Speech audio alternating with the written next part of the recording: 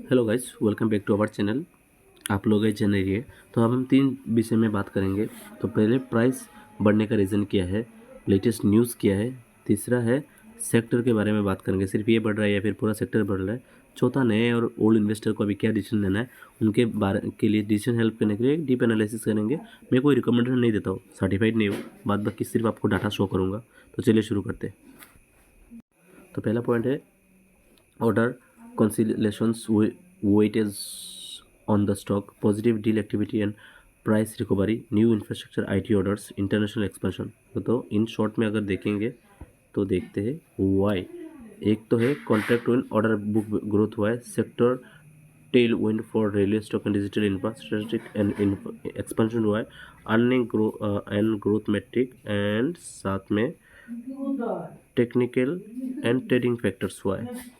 अगर in future अगर गिरेगा तो इसका रीज़न क्या है, ऑर्डर कैंसिलेशन एंड प्रोजेक्ट हुआ है।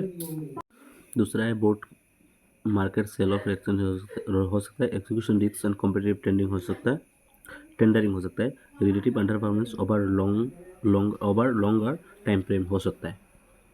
तो जो लोग अभी भी बने हैं उनके लिए धन्यवाद। अभी दूसरा डिस्कस करेंगे लॉन्ग टर्म इन्वेस्टर के लिए भी, शॉर्ट टर्म इन्वेस्टर के लिए, इसमें या साथ में सेक्टर के बारे में बात करते हैं, डीप एनालिसिस करते हैं। इन शॉर्ट चलिए शुरू करते हैं।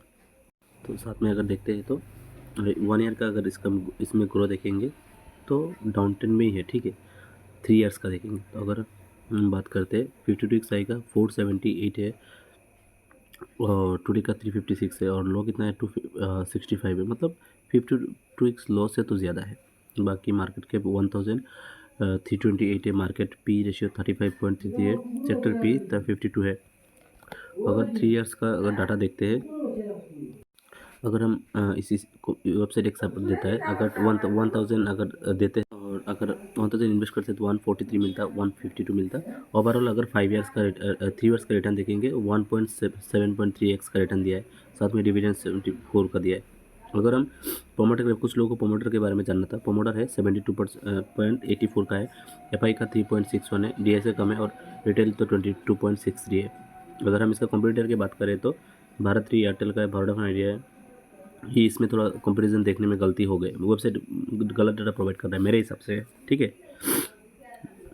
बाकी हम अगर फाइनेंशियल के बारे में फाइनेंशियल देखते हैं तो, क्योंकि किसी भी कंपनी का फाइनेंशियल बहुत ज़्यादा मैटर करता है, तो 21 में 1317 था, 152 था, 19 था। इस यहाँ से यहाँ देखेंगे तो ओवरऑल ऑलमोस्ट डबल से ज़्यादा ग्रोथ है, तो कंपनी में ग्रोथ ही है।